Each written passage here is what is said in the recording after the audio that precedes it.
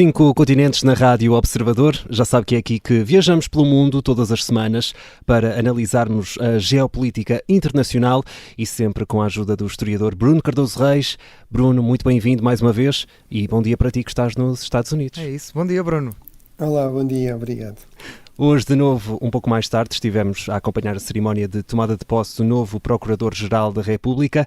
Na segunda parte, vamos até às eleições em Moçambique, mas também às eleições antecipadas no Japão. Mas antes, Bruno, começamos, como é habitual, pelos grandes conflitos pelo mundo. Vamos primeiro à guerra na Ucrânia. E, Bruno, esta semana foi notícia que a Coreia do Norte terá enviado engenheiros militares para combater na Ucrânia. Terão sido encontrados militares norte-coreanos mortos em Donetsk.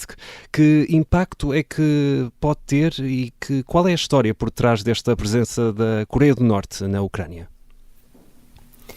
Bem, o impacto potencialmente é grande, porque aquilo que tem sido especulado é que isso seria apenas o início e que, no fundo, poderia haver aqui contingentes mais numerosos norte-coreanos, no fundo, de soldados regulares e não apenas de alguns oficiais a serem enviados, no fundo, em quantidade.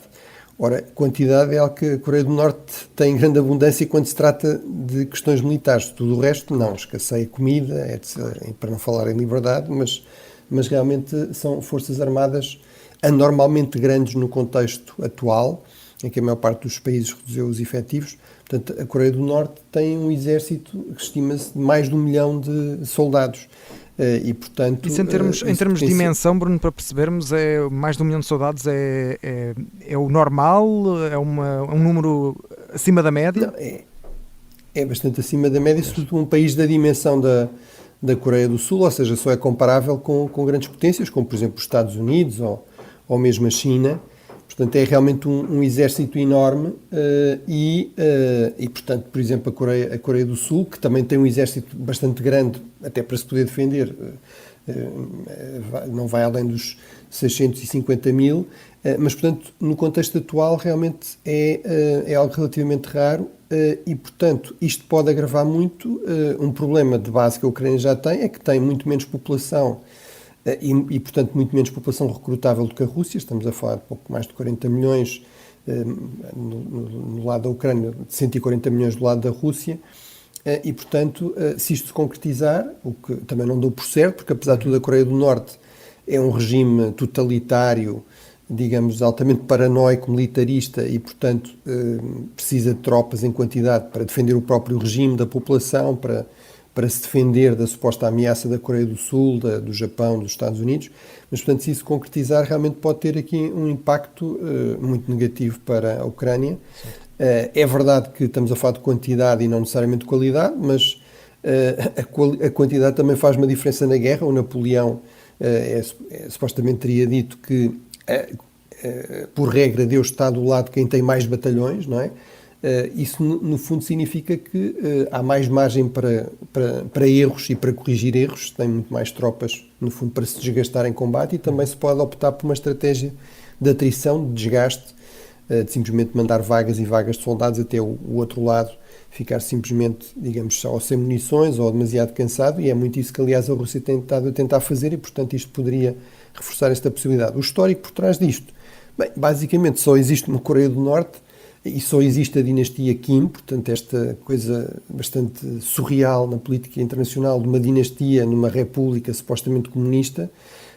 Portanto, a Coreia do Norte foi sempre governada pela mesma família, o avô, o pai e agora o neto.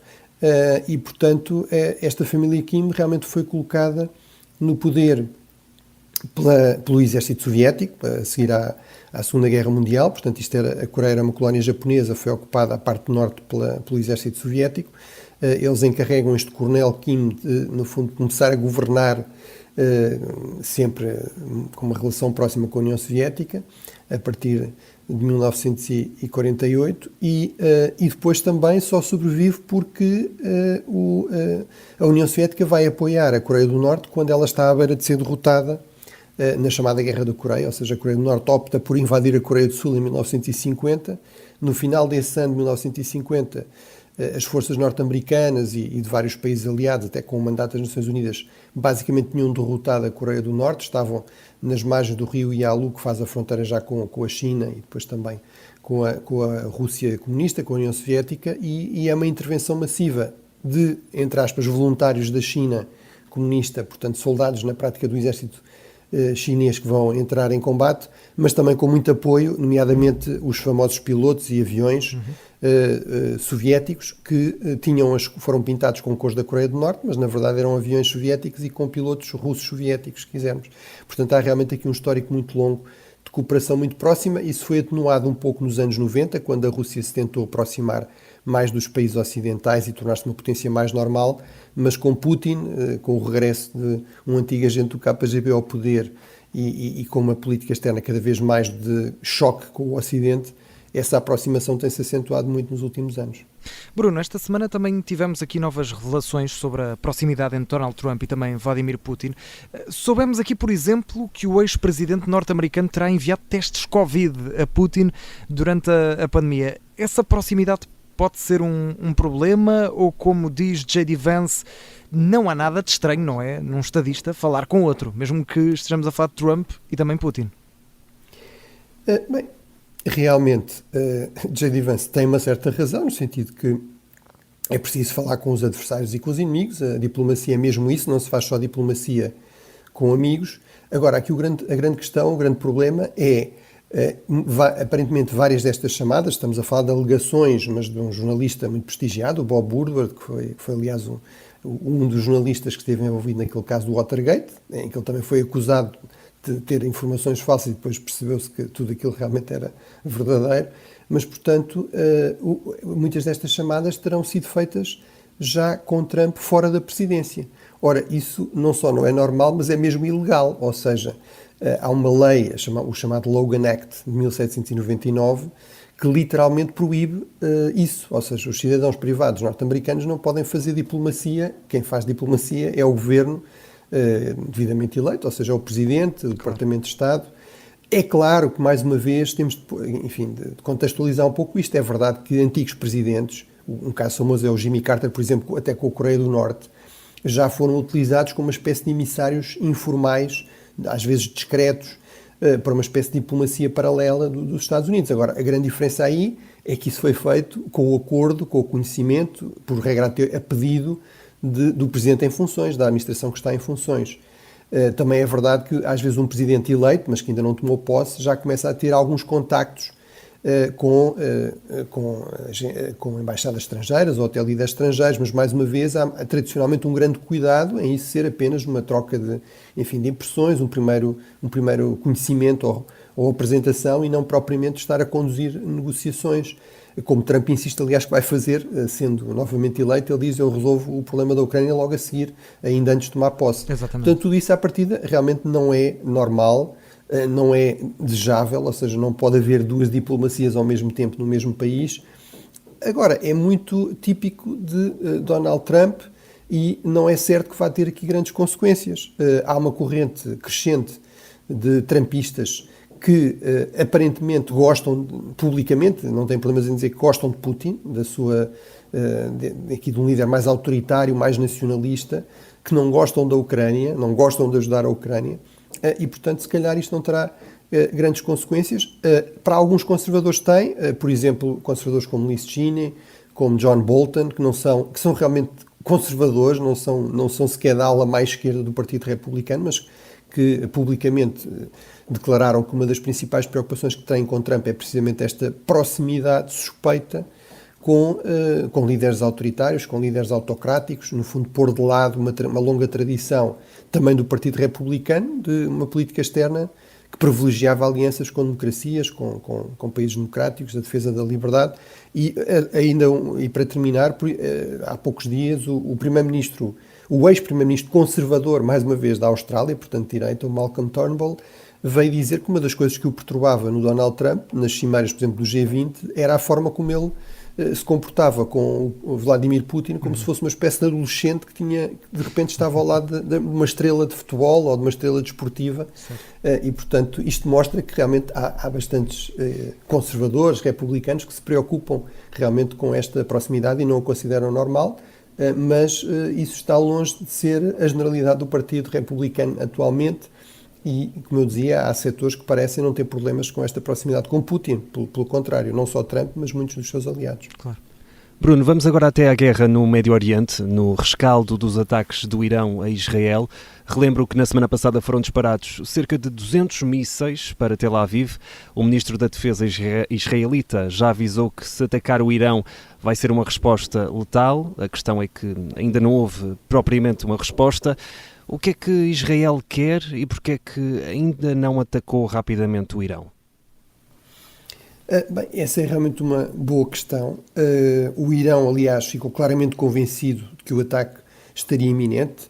No fim de semana passado, por exemplo, chegou a fechar o seu espaço aéreo, a acabar com os voos civis, mas realmente isso não aconteceu.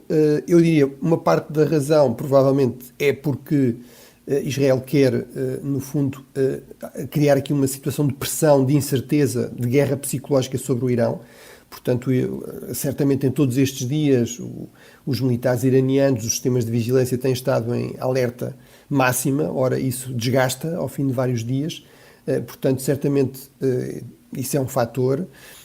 Também podemos especular que tem havido uma grande pressão da parte dos Estados Unidos. Sabemos também que o comandante, no fundo, do Comando Integrado Americano para esta zona do Médio Oriente, o CENTCOM, que é um dos mais importantes dos Estados Unidos, o general responsável esteve em Israel, no fundo, a discutir o planeamento e a escolha de alvos e, portanto, há aqui certamente uma pressão norte-americana para alguma contenção e o facto de Israel não atacar logo em si já mostra alguma contenção, também dá aqui alguma margem de manobra diplomática para contrariar estas críticas que têm sido feitas no último ano, de que, no fundo, Israel aposta demasiado apenas nas respostas militares e em respostas militares desproporcionadas, que não são devidamente pensadas, planeadas, calibradas, e, portanto, o Ministro da Defesa, aliás, israelita, veio dizer exatamente, não só o que referias, mas também que será um ataque de grande precisão, mas que será um ataque surpresa, portanto, e, portanto, tudo isso parece corresponder realmente aos objetivos de Israel. Continuamos a não saber exatamente qual será a escala do ataque, se será, por exemplo, o programa nuclear, se serão alvos sobretudo ligados ao regime, a Guarda Revolucionária, alvos militares, até ligados aos ataques a Israel, as bases de onde saem estes mísseis balísticos, os lançadores desses mísseis, os arsenais desses mísseis, ou será uma coisa mais alargada, por exemplo, especula-se que poderia atingir instalações petrolíferas, refinarias, portos de exportação de petróleo, etc. Isso provavelmente seria a opção que seria mais criticada a nível internacional, porque, por um lado, criava grandes dificuldades não só ao regime iraniano, mas também à população iraniana, criava grandes dificuldades ao mercado de petróleo global, ao mercado de energia, portanto era mais um fator a contrariar esta tendência global para uma certa quebra na inflação, que é algo que é bastante desejado pela generalidade dos países. Claro. Mas, portanto, para já, Israel tem estado a mostrar aqui alguma contenção, veremos se isso se mantém depois no próprio ataque, mas parece evidente que o ataque acabará por acontecer e todas as declarações dos líderes israelitas vão nesse sentido. Uhum. Bruno, vamos avançar como é habitual nesta primeira parte, vamos pegar nas malas, vamos até bem perto de ti, vamos até aos Estados Unidos da América. Estamos a menos de um mês das eleições presidenciais, a tão pouco tempo dos americanos irem às urnas. Gostava de perguntar, em primeiro lugar, se a campanha tem ajudado qualquer coisa a sabermos mais principalmente sobre a política externa dos dois candidatos. Podemos esperar aqui algumas mudanças nesse sentido? Bem, eu diria que a campanha desse ponto de vista não tem sido excepcionalmente reveladora, embora, exceto neste aspecto que tem sido claro quais são os 2 ou 3 pontos em que, apesar de tudo, há alguma atenção e interesse e também de polarização da população americana, sobretudo a questão da Ucrânia, sobretudo também a questão da China e depois da política comercial, ou seja, como gerir as relações comerciais com o exterior, apostar numa política mais protecionista, mais tarifas, mais impostos alfandegários ou apesar de tudo não, e também a questão das migrações, que obviamente também tem uma dimensão externa. Portanto, esses aspectos têm aparecido um pouco, agora, sem nenhuma surpresa, ou seja, basicamente os candidatos têm tido as posições que seriam expectáveis, E realmente aí os pontos de divergência são bastante evidentes. Eu, apesar de tudo, sublinharia alguns pontos de convergência que não são tão destacados, nem pelos candidatos, nem pelos analistas, por razões que se percebem. Estamos numa eleição e, portanto, interessa sobretudo sublinhar as diferenças. Mas, portanto, há realmente divergências em questões como, por exemplo, o aquecimento global. Há ou não há uma crise climática e deve-se lidar com isso de forma cooperativa, apostar em acordos como o Acordo de Paris. A Kamala Harris diz que sim, obviamente Trump diz que não. A questão da Ucrânia é, obviamente, talvez a mais importante, sobretudo para os países europeus. A Kamala Harris promete continuar a apoiar a luta da Ucrânia pela sua independência, pela sua liberdade, a resistir à agressão russa. Donald Trump quer acabar com a guerra basicamente a qualquer preço e parece não fazer grande distinção entre uma autocracia invasora como a Rússia e uma democracia, embora com problemas, e que quer, no fundo, aproximar-se do Ocidente, como é o caso da Ucrânia. Há a questão da Palestina também, claro, onde, embora Kamala Harris seja muito criticada, apesar de tudo, a expectativa é que vá procurar avançar com um processo de paz, com 2 Estados, etc. Donald Trump não quer saber basicamente nada disso e a expectativa é que apoiaria muito mais Benjamin Netanyahu, mesmo em relação ao Irão também, uma postura muito mais agressiva de Donald Trump do que Kamala Harris. Na questão... Agora, há também pontos de convergência importantes, ou seja, por exemplo, na questão da Europa, mais investimento para a NATO, isso é algo que é consensual, essa pressão começou não com Trump, mas com presidentes anteriores, inclusive o próprio Obama. Por exemplo, mais importância para a Ásia-Pacífico e para a contenção da China, isso também é algo que é bastante consensual, que também não começou com Trump, começou com Obama e com Hillary Clinton como secretária de Estado, etc. A questão da retração militar dos Estados Unidos, ou seja, procurar evitar conflitos em grande escala envolvendo tropas americanas, nomeadamente no Médio Oriente, e também uma política comercial mais nacionalista, embora muito mais nacionalista. No fundo, Donald Trump promete uma guerra comercial global, inclusive com a Europa, com tarifas de 20% sobre todas as importações, e Kamala Harris promete, enfim, uma postura muito mais diplomática e moderada, mas mesmo com Joe Biden houve algumas medidas protecionistas. Depois, e para terminar, há esta discussão sobre, mas será que eles vão manter as promessas, será que vão manter as prioridades, ou isto é só campanha? É uma pergunta legítima.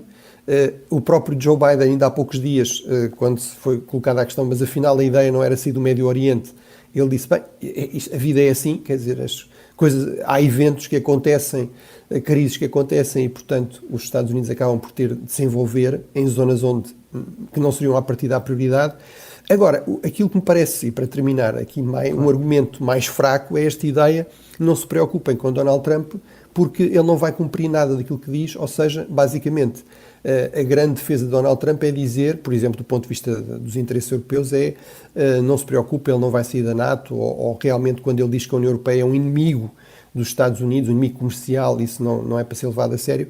Bem, eu acho que isso em si é uma defesa muito fraca e é altamente preocupante, ou seja, se nós não podemos confiar naquilo que diz o Presidente dos Estados Unidos, minimamente, nós estamos a falar dele ser forçado por acontecimentos, crises, etc., a desviar um pouco atenções ou prioridades, ou recalibrar prioridades, mas se não podemos realmente confiar minimamente naquilo que ele diz, que são as suas prioridades e objetivos, então isso em si mesmo é um grande problema e realmente parece-me que Donald Trump seria um grande problema, sobretudo para a Europa, em termos quer da sua segurança e defesa por causa da questão da Ucrânia e da NATO, mas também das relações comerciais. Os Estados Unidos é o maior país em termos de exportações portuguesas fora da União Europeia, por exemplo, e isso seria certamente afetado por esta guerra comercial, mas até a nível global, por causa desta enorme incerteza em torno daquilo que ele vai fazer, poderá fazer. Claro. Bruno, vamos ficar por aqui. Na segunda parte voltamos ainda aos Estados Unidos, na segunda parte do 5 Continentes. Até já.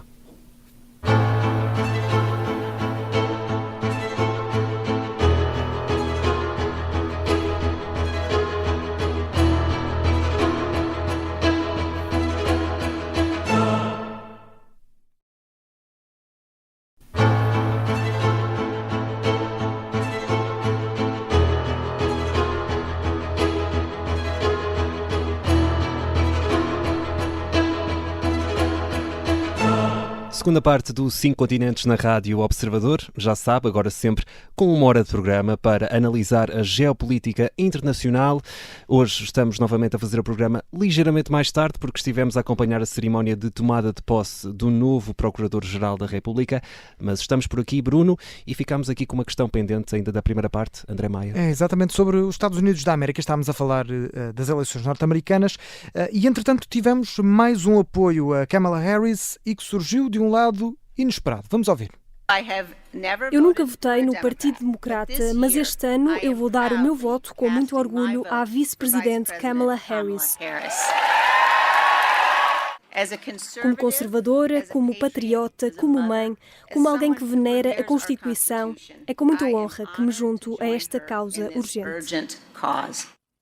Ouvimos aqui a voz da republicana Liz Cheney a apelar ao voto em Kamala Harris. É um apelo potencialmente relevante, Bruno, porque também é feito em Ripton, é o berço do Partido Republicano.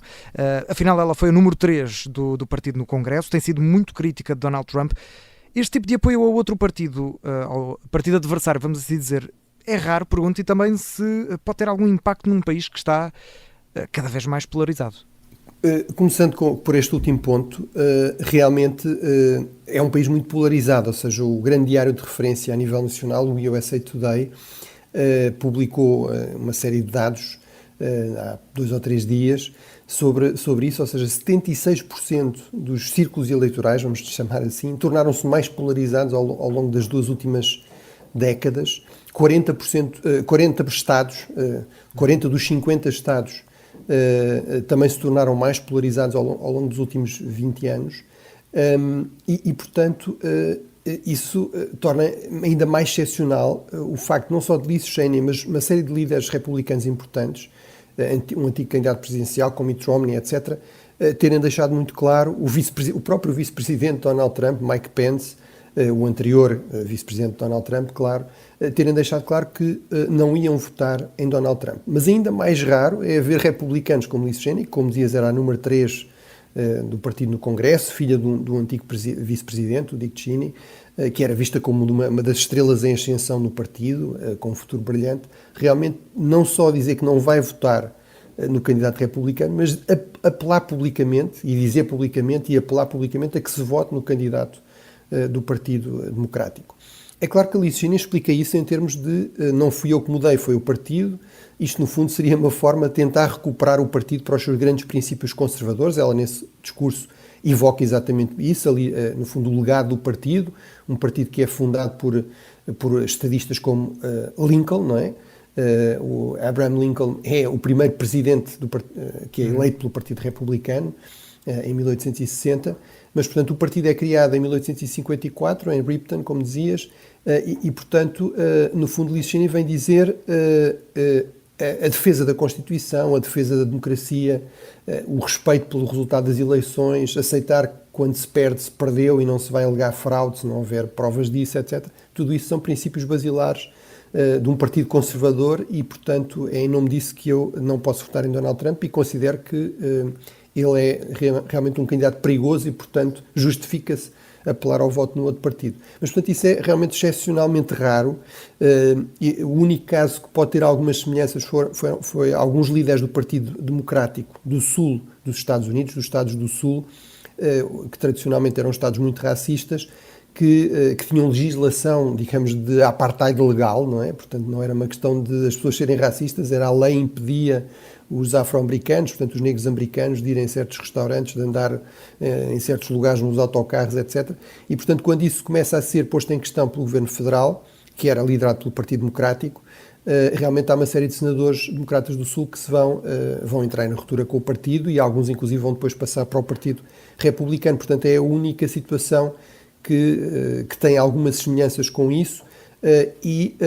Porque realmente a regra nos Estados Unidos é num sistema em que winner takes all, não é? Portanto, não há votação com distribuição de mandatos proporcional à percentagem dos votos, como existe na generalidade dos países europeus e em Portugal. Portanto, quem vence o partido que vence um círculo eleitoral fica com aquele lugar no Parlamento ou evidentemente ganha a eleição presidencial, etc. E, portanto, aí realmente há um grande incentivo para uma grande disciplina partidária. E, portanto, isto é realmente excepcional. Agora, se terá impacto nos eleitores, Veremos, porque realmente as indicações que temos é que grande parte dos eleitores do Partido Republicano, mais de 80%, continuam a apoiar Donald Trump, alguns devotamente, portanto são no fundo ali o seu núcleo duro de fiéis, mas outros estrategicamente, apesar de tudo, consideram que para haver políticas mais à direita, de redução de impostos, juízos mais conservadores, etc., é fundamental ter alguém, digamos, do Partido Republicano, mesmo que não gostem de certos aspectos da postura de Trump. Portanto, vamos ver o que é que prevalece aqui, se é a disciplina partidária, se é este apelo, digamos, a princípios mais amplos, conservadores e até de lealdade à Constituição e à democracia. Bruno, dos Estados Unidos para a Europa, vamos até ao Parlamento Europeu. Viktor Orbán foi fazer o balanço intercalar da presidência europeia da Hungria, um balanço que também mereceu reação de Ursula von der Leyen. O que é que destacas nas duas declarações? Bem, numa presidência da União Europeia, nestas presidências rotativas nacionais, é normal que haja sempre alguma tensão com as chamadas instituições, ou seja, com as organizações, em particular a Comissão Europeia, que estão em Bruxelas. Eu, por exemplo, tive alguma experiência na anterior presidência europeia da União Europeia e nem todas as ideias, por exemplo, eram automaticamente bem recebidas.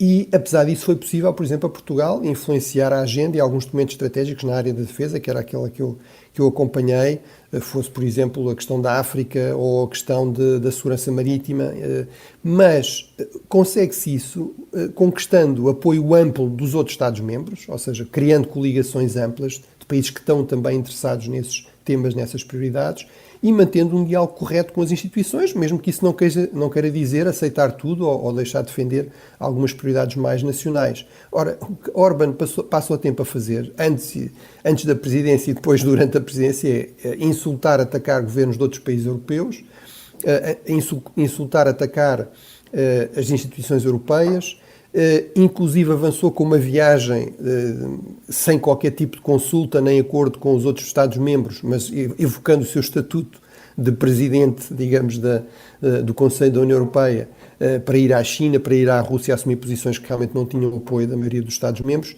E, portanto, isso levou a uma enorme reação, não só de Bruxelas, da burocracia de Bruxelas, mas das tais nações, dos tais Estados nacionais, dos tais governos nacionais de que o Orbán fala tanto e que diz que gosta tanto e que deviam ter um papel dominante na União Europeia. É ele que aparentemente não percebe que ser Presidente da União Europeia não é ser Presidente da Hungria, claro, ou ser Primeiro-Ministro da Hungria ou de Portugal. Não, portanto, é algo que exige, lá está, criar consensos amplos, etc. E, portanto, acho que foi muito nesse sentido que foi o discurso também da Presidente da Comissão, mas que foi particularmente brilhante, diria eu, e terminava com esse aspecto, e convido os ouvintes a ouvir, quando falou da questão da posição em relação à Ucrânia, que é talvez das posições mais controversas da Hungria, de Orbán. Ou seja, Ursula von der Leyen perguntou, mas como é que é possível acusar o país invadido, culpar o país invadido e agredido pela invasão e não o país invasor? Como é que é possível achar que a culpa disto é a vontade de liberdade e democracia dos ucranianos e de se aproximar dos países ocidentais e não, digamos, aqui as ambições imperialistas, o desejo de poder total por parte de Putin? E terminou perguntando se essas pessoas também achavam que a culpa da invasão soviética da Hungria em 1956 era dos húngaros quererem serem livres. E depois passou daí para a República Checa, etc.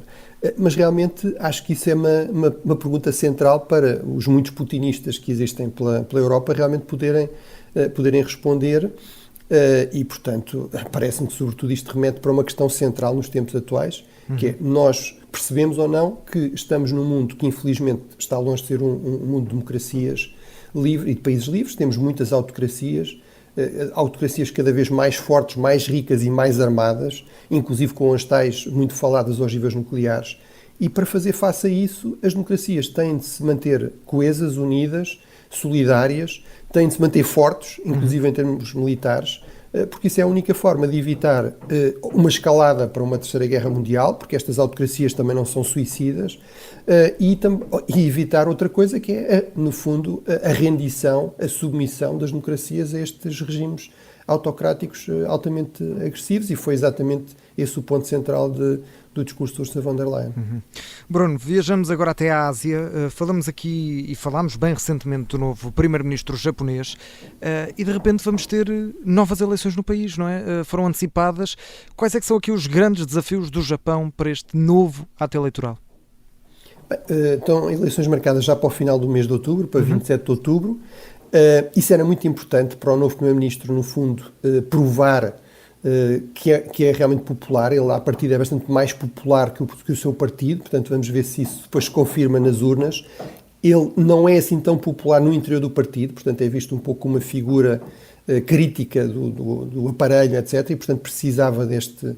Portanto, esse é o primeiro ponto. Porque é que temos eleições e qual é a grande prioridade? Bem, a prioridade é do novo primeiro-ministro mostrar que tem aqui peso político próprio, autoridade política, legitimidade política, para poder avançar, inclusive, com algumas reformas que são vistas como muito importantes para dinamizar mais o país, reduzir problemas de corrupção, de excesso de burocracia, etc. O Japão, em certo sentido, pode ser um pouco o futuro da Europa e até do resto do mundo, ou seja, é um país extremamente envelhecido. Isso tem levado não a um empobrecimento, mas a uma tendência muito forte de estagnação, até porque o Japão também tem enormes restrições à imigração. Isso tem evitado, por exemplo, o crescimento de populismos identitários, mas também tem acentuado estes problemas de falta de dinamismo, de rigidez no mercado de trabalho, etc. Portanto, essas seriam grandes prioridades, e depois há internas e depois há as prioridades externas, que têm a ver com lidar, por exemplo, com uma potencial nova presidência de Trump, com tudo o que isso tem também de desafios, e lidar, por exemplo, com a questão crucial para todos estes países desta região, que é a ascensão da China, uma China muito mais agressiva, com disputas territoriais, sobretudo marítimas, com praticamente todos estes Estados, inclusive com o Japão, e, portanto, essa política, no fundo, também regional, de contenção da China, de conquista de aliados na região, numa região onde o Japão tem uma história também de imperialismo, que às vezes lhe cria problemas ainda, por exemplo, com a Coreia do Sul. Tudo isso também são claramente grandes prioridades. Entretanto, Bruno, o novo primeiro-ministro Shigeru Ishiba foi à sua primeira cimeira internacional da Associação de Nações do Sudoeste Asiático, no Laos. Qual é a importância desta cimeira, ou qual foi, neste caso, a importância desta cimeira? Bem, a ASEAN, esta Associação dos Países do Sudeste Asiático, reúne 10 países desta região e, em breve, em princípio, também Timor-Leste será um novo Estado-membro, tendo um dos seus membros também suspenso, o Myanmar, Birmânia, que falámos aqui na semana passada. Mas, portanto, é realmente crucial para esta região do mundo, em termos, quer de ser um enorme mercado, portanto, é o mercado económico mais integrado da região, embora não ao nível da União Europeia, mas é o mais integrado que existe. Basta olharem para o mapa, países como a Indonésia, as Filipinas, Singapura, etc., estão ali mesmo, controlam no fundo as grandes vias de circulação marítima entre o Extremo Oriente, entre a China, o Japão, a Coreia, e depois a Índia, o Oceano Índico e o resto do mundo. Portanto, são realmente estrategicamente muito importantes, e não é por acaso que nesta cimeira estiveram o Primeiro-Ministro da China e o Presidente da Coreia do Sul e também o Primeiro-Ministro do Japão. Os grandes temas em debate tiveram a ver com a questão da Birmânia e Myanmar. Já falámos disso aqui na semana passada, portanto não vou estar a insistir nesses pontos. Portanto, é um país que está destabilizado, em guerra civil, etc., cria problemas para os vizinhos, como sempre acontece quando é assim. Também a questão das disputas territoriais no Mar do Sul da China, e depois as questões económicas de gestão da interdependência entre estes países e vários destes grandes atores da região, em particular a China. Nesta cimeira não houve grandes mudanças a esse nível, mas foi interessante, em todo caso, notar que os comunicados que foram coordenados pela presidência, que foi assumida pelo Laos, que é, a par do Camboja, o país da ASEAN talvez mais próximo da China, mais fraco, mais pobre e também mais dependente da China, foi um comunicado muito mais leve, com menos referências críticas, por exemplo, aos conflitos no Mar do Sul da China do que no ano passado, quando foi a Indonésia a presidir.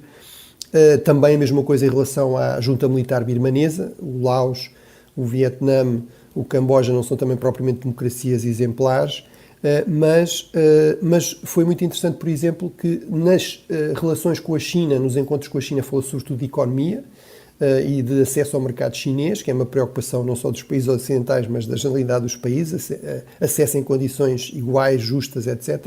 No caso do Japão, por exemplo, falou-se também de cooperação ao nível da segurança marítima. Portanto, há, sobretudo para uma série de países como o Vietnã, as Filipinas, etc., que têm conflitos marítimos com a China, há aqui uma parceria cada vez mais importante com o Japão. Mas isto, sobretudo, ilustra também os equilíbrios complicados em que esta região tem estado a viver e provavelmente continuará a viver. O que é muito claro é que estes países não querem ser forçados a optar por alinhar, digamos, cegamente, ou com a China, como a China gostaria, ou também mesmo com os Estados Unidos e os seus aliados. Certo. Bruno, vamos avançar e vamos pegar nas malas até África. Era também isso que ia fazer Joe Biden, pelo menos tinha marcado uma viagem até ao continente africano, com passagem inclusivamente, por exemplo, por Angola. Foi cancelada por causa do furacão Milton. Este cancelamento foi bem aceito pelos países africanos, Bruno? É um cancelamento compreensível, podemos dizer?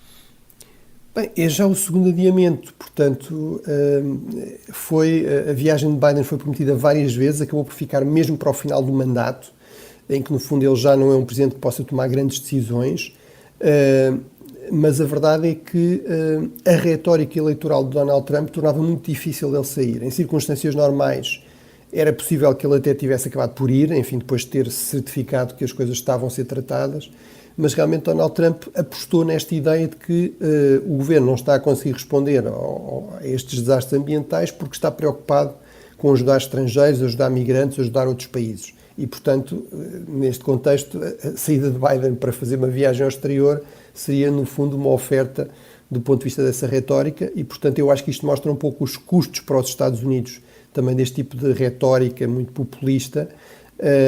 E em termos de países africanos, enfim, eu diria, por um lado, a verdade é que Joe Biden também ia visitar a Alemanha e, portanto, o cancelamento não foi apenas da viagem à África, foi da viagem toda e, portanto, se calhar isso ajudará a tornar a coisa um pouco mais compreensível, mas acho que provavelmente também alimentará, em alguns casos, comentários no sentido de dizer isto confirma que a África não é a principal prioridade, está longe de ser a principal prioridade para o presidente dos Estados Unidos. Bruno, temos apenas mais 2 minutos e continuamos em África. Voltamos aqui a um tema pelo qual já passámos, as eleições em Moçambique. A contagem dos votos está em curso, mas já houve denúncias de algumas irregularidades e os observadores estão preocupados com a aparente falta de condições em algumas mesas de voto. Podemos dizer que estas eleições correram bem e já em termos também de política externa, estas eleições em Moçambique podem mudar alguma coisa? Bem, muito brevemente, porque vamos voltar certamente ao tema, nomeadamente quando tivermos os resultados certificados, no fundo a certeza de quem será o vencedor. Eu diria, as eleições correram relativamente bem, houve alguns casos, sobretudo uma manifestação num bairro de Maputo, onde uma mesa de voto foi fechada, ainda havia gente a querer votar, etc. Mas, do modo geral, terá corrido bem. A questão agora é, sobretudo, do apuramento, do escrutínio e, sobretudo, e também de um candidato, Venâncio Mondlane, que já falámos aqui, um candidato mais populista, que já se declarou vencedor, diz que tem um escrutínio paralelo.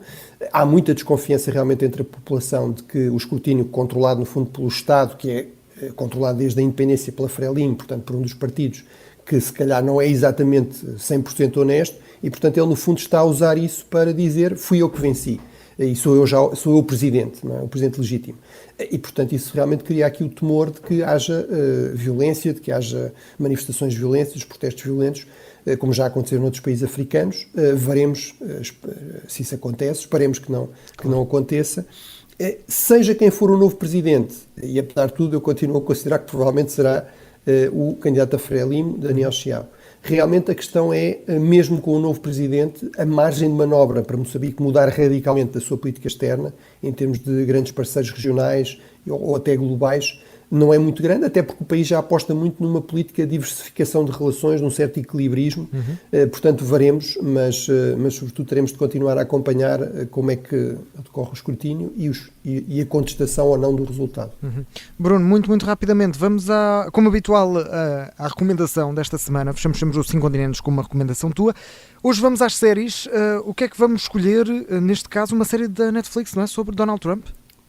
Sim, uma série em 4 episódios, para quem não estiver já cansado de Donald Trump, mas podem escolher os episódios que interessarem mais, mas realmente 4 episódios que acompanham a sua vida desde o início. Eu acho que realmente é uma série muito bem feita, com imensos testemunhos, com muitas declarações de Donald Trump, bastante antigas inclusive, e eu acho que ajudam bastante bem a perceber, ou se calhar a recordar quem é que é Donald Trump, no fundo um empresário do imobiliário de Manhattan, que é, como dizia um amigo aqui americano, um nova-iorquino, são empresários que estão habituados a passar a vida em tribunal, não é? Portanto, nunca passaram um dia da sua vida sem estar em conflito judicial, portanto, um estilo também de política muito, muito litigioso, vamos dizer assim, e depois também a dimensão de como é que ele começa a preparar e como é que acaba por avançar com a candidatura para a Casa Branca. Portanto, Trump, um sonho americano, é o título da série da Netflix que eu recomendo. E hoje, sendo sábado, ainda há tempo durante o fim de semana para pôr esta série em dia. Exatamente, perfeito. Fazer um bocadinho de binge-watching. Isso mesmo. Bruno Cardoso Reis, muito obrigado. Voltamos no próximo sábado e já sabe,